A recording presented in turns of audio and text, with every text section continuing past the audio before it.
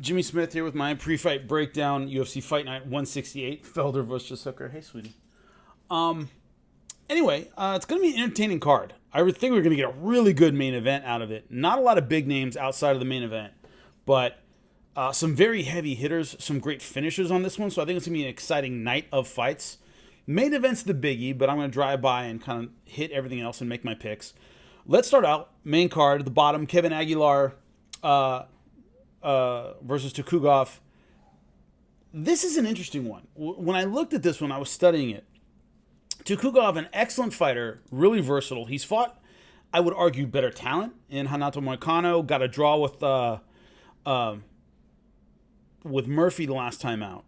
And the interesting thing, Lerone Murphy, the interesting thing to me is, in the Murphy fight, what I noticed about that was he had Murphy basically done in the first round. Almost finished him, swarmed him, all over him on the feet and on the ground, and then just ran out of gas. Basically stopped his offense the next two rounds. He let Murphy get back into the fight, and he ended up with a draw in a fight that he was solidly winning at the end of round one. He had trouble pacing himself. Exploded well. I like his versatility, his range. He stands a little bit tall, but a good kickboxer, light on his feet, good from the outside, nice kicks. But I didn't like the lack of pacing at the professional level that I saw in the Murphy fight. You want to be able to, you might have somebody dead to rights in round one. You know there's a round two and three. Guys are just harder to finish at this level. When people ask me a lot of times the differences between a UFC Bellator high-level caliber fighter versus a fighter coming up is it's just much harder to get him out of the way. You know, if you follow wrestling, guys sometimes go through high school and pin everybody, and then they get to D1 schools and they get 2 or 3 pins their whole season. Guys are harder to finish at the ultimate level. And so pacing becomes very, very important. You're not going to finish guys like you could coming up. And so I didn't like the pacing in the Murphy fight. Kevin Aguilar, coming off a loss over Dan Ige, who is surging right now, looking really fantastic. You saw his last fight. The issue in that fight was he was kind of on the other side of it, where he got beat up in round one. Then rounds 2 and 3, we saw some good transitions. He never gave up. He was bloody. He was beaten up. But he stayed in Dan Ige's face. I like what I saw on the ground. I like what I saw on the feet. In a fight, once again, where he got kind of owned in round one. So it's kind of the opposite. So to me, and of course he lost to Dan Ige, and the issue for me is kind of heart and grit and guts versus probably the better technical fighter. So which way do you want to go with this one? It's a tough pick because I think they're very, very evenly matched. Gough, I think, might be technically and tactically the better fighter. But I think Kevin Aguilar might have more guts and heart and tenacity. And in this case, I'm going with the tenacity. I think it's going to be Kevin Aguilar, probably by decision, probably in a long, grueling, difficult fight. Next one up is lightweights. Brad Radel, Magomed Mustafayev. Man, Mustafayev is a wrecking machine. If you've had the chance to catch any of his fights in the UFC, the dude is a fantastic finisher. A lot of spinning stuff, very, very explosive. The one bump in the road against Kevin Lee, a big physical experienced grappler, ended up losing by rear naked choke. Other than that, it's been finish, finish, finish in the first 2 rounds. That's how the guy gets it done. He's exceptional at that. He's explosive. He's powerful. If you didn't see the Fiziev fight, spinning back kick right to the head, dropped him, then all over him, swarmed with punches, and was over in, minute and a half into the first round. So he's excellent at that. He's a real kickboxing phenom. I love his versatility. Brad Radel, his problem is he's a good kickboxer in his own right, but pretty basic. Kind of stockier, strong, but hands up, chin down, come forward, throw basic punches. More of a puncher than a kicker. Comes in, closes range, and is a big guy at this weight class. He's really strong. I don't think that's going to be enough. When you're facing the versatile kind of strikers, you got to have some versatility of your own. And I don't think he has the speed. I don't think he has the versatility. And Mustafayev has crazy power that Radel hasn't shown so far in the UFC. So I got to go with Mustafayev in this fight, probably by knockout, probably in the first 2 rounds.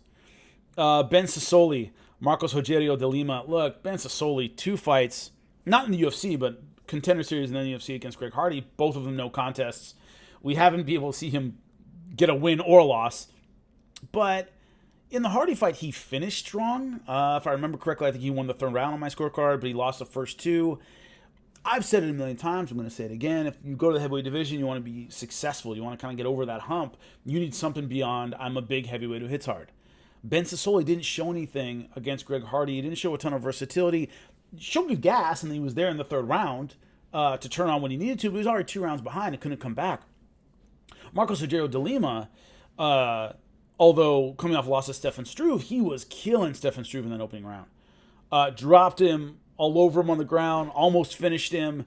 And then what happened? Round 2, Stefan Struve, the veteran, came back, got on top, arm triangle choke.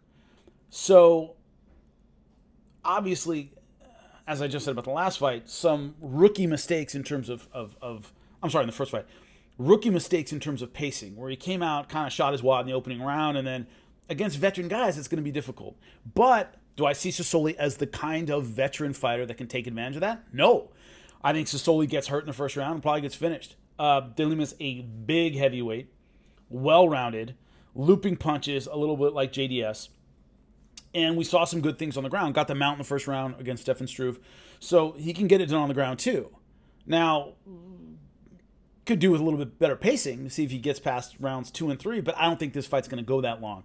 And I don't think Sassoli has the skill set to really handle the physical assets of De Lima. So I'm going with De Lima, probably by finish, probably early. That's not a real out-of-the-box thing to say for 2 heavyweights. So I think he gets it done. I think he gets it done probably pretty quickly.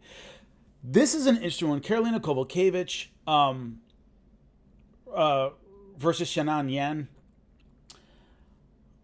I'm sorry, Xiaonan Yan. Kowalkiewicz is the veteran who's never been able to get it done in the UFC. She has a name, she has more UFC experience, but she, in my opinion, if she doesn't really change things around, she's on her way out. 2 wins, 5 losses in the last 7 fights.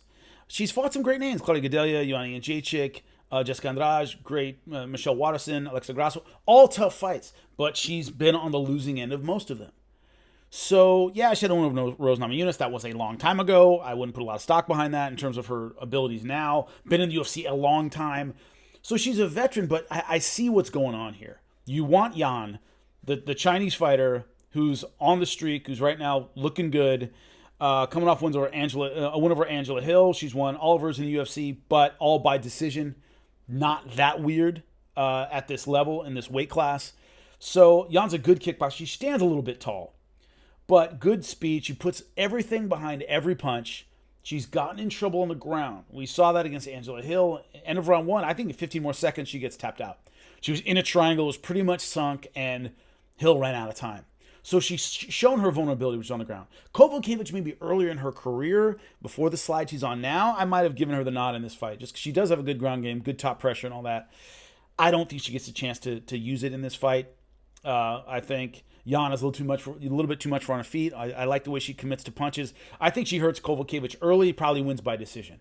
That's what she's been good at. I think she continues with that. This is okay, you beat a veteran in Hill, we're going to give you another veteran and see if we can position you in that title picture, because 115 is super crowded. Super crowded. So you need not just the wins, but you need it against veteran names.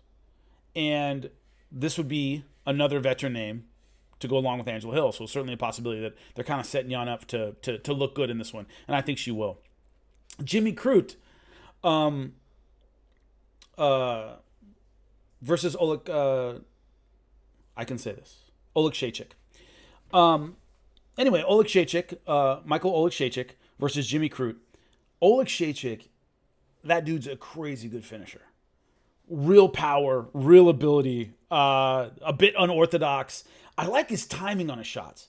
If you look at the Antigulov fight, Antigulov came out in that fight like he was shot out of a cannon. And Oleg Shaychik just timed him, waited, found a shot, and hit him with a nice left hook that dropped him. Dropped him 3 or 4 times in that fight. But they were all good timing punches. That's what I liked. He had an aggressive guy coming at him, and he timed his shots. He found that little opening. Didn't panic, not afraid to back up. A lot of fighters, especially in heavyweight classes, light heavyweight, are afraid to back up and kind of counterpunch. It's like, oh, I got hit, I got to come at the guy and, see how tough I am. Oleg Shaychik doesn't do that. He had a guy running at him, and what do? Backed up, boom. Set the trap, fell into the trap every single time. Against OSP, he hurt OSP several times in that opening round. But, as we've seen, as I talked about earlier in this card, OSP's a veteran. Was able to ride it out and then got him with the Von Flue choke, which will soon be the OSP choke if he keeps getting people with it. But it was a veteran who could handle a guy who was hitting hard and very aggressive. He rode it out and came back. And once again, is Jimmy Crute that kind of veteran? When you look at Jimmy Crute, big, powerful, strong, more of a basic puncher, he can knock you out for sure, throws good combinations. In the Cirkunov fight, Cirkunov immediately took him down easily, passed guard easily, all over him on the ground. Crute got on top, landed some good ground and pound, did some good work on the feet, but as soon as they got in a scramble, Cirkunov went Peruvian necktie and got him. And also, it showed a little inexperience on the ground where the Peruvian necktie, all I have to do is push the leg off the head. It's easier said than done, but if you roll, you just get Peruvian necktie upside down. And as he had time, when you look at that position, he had time before the back leg goes over his back, because that really cinches it in. The rear leg goes over his back. So the leg goes over his head and he rolls forward. Well, that gave Cirkunov time to step over and get that other leg, and he just tapped out upside down. It really doesn't help you get out of a Peruvian necktie. So that's the issue is a little bit of experience on the ground, a little bit of trouble with his scrambles. A hard puncher for sure, but I like the counter punching a little bit more of Oleg Shachik. I like his ability to time his shots. He doesn't just walk in behind power. They're both power punchers, but Oleg Shachik's timing I like in this one. I think he sets Jimmy Crute up and probably lands a big shot and takes him out. I think we're going to see a lot of finishes on this card, by the way. Could be wrong, but that's the way I see it. Now, the main event, Paul Felder versus Dan Hooker. Range is always a big deal in a fight. It's always something you look at. It's always something you evaluate. In this fight, to me, it's the whole fight. Dan Hooker, hard puncher, tends to let his hands float down by his nipples. Has trouble with his defense because he likes a lot of power punchers like that. They generate more power from their hips and from a low stance and low hands. Dan Hooker fights really well from the outside. If you look at the James Vick fight, it was a left hook, kind of a loopy one that caught James Vick, put him down, and he was all over him. He generates a ton of power, but it tends to be outside power. Even when he throws shots that are normally kind of tight and close, the hook and the uppercut, they're loopy hooks, they're loopy uppercuts. He's able to get around your guard a bit. Slings a lot from the outside. Really throws with authority. Paul Felder gets inside, be it ground and pound on the stand-up, and gets in clinch range, elbow range, he will slice your face off. Absolutely slice your face off. And so it's one of those things where Hooker can probably own him from the outside. Paul Felder, if he gets inside, is going to cripple him. So the balance here, there are a few things. Number one, I think Felder is better on the outside than Hooker's going to do on the inside. Meaning where they're good, I don't think Hooker just wipes Paul Felder out from the outside. Felder has a decent outside game too. I mean, he can box from range. It's not where he's at his best, but he can do it. Hooker, though, if Felder gets in his chest, I don't know if Hooker has the tools to get out of that. And on the ground, especially with his ground and pound, Felder's slick. He's slick, he's powerful, he's aggressive. Hooker's a better finisher, but Felder has that veteran savvy to win long, difficult, grueling fights. That's been a lot of his success, too, because he is an excellent finisher. But if you look at Edson Barbosa, decision, right? James Vick, decision. Hasn't gotten a finish since Charles Oliveira. So it's the thing to me is, does Hooker, who certainly has the power and certainly has the ability and the talent and the youth on his side, does he have the savvy to win a long difficult fight? Of course, he did against Ali Quinta, but I think Felder right now is better than Ali Quinta. So it's that, when you stack up all the intangibles, who's got more? I think it surprised me if Hooker came out and knocked him out quickly. It's certainly possible. I think Felder rides it out, much like he did against Edson Barbosa, gets back in his sweet spot, which is close chest to chest or on the ground, and opens him up with some elbows. I think it's a long fight. It wouldn't surprise me to win decision. If Felder gets the win, it's probably rounds 4 and 5 or 5. It's probably in the championship rounds. So I'm going with Paul Felder. I think he wins by decision or gets a TKO late. So those are my picks. Going over it again, I am going with Kevin Aguilar. I think he's got the heart to win it. I think Mustafayev has a little too much for Radel. I think Rogerio de Lima takes it over Sassoli. I would go with Jan over Kovacevic. I'm going with Oleksiejczuk over Jimmy Crute. And I'm going with Paul Felder over Dan Hooker. That's what I think. I think it's going to be a good night. I'm going to be on SiriusXM post-fight for Fury Wilder on Saturday. So if you're checking out boxing and you happen to be awake and want to call in and talk about it, it'll be me taking care of it. So SiriusXM, if you have it, Fight Nation. All right, I'll be back after the next one to go over my picks and totally own what I got right and wrong, as I always do. Later.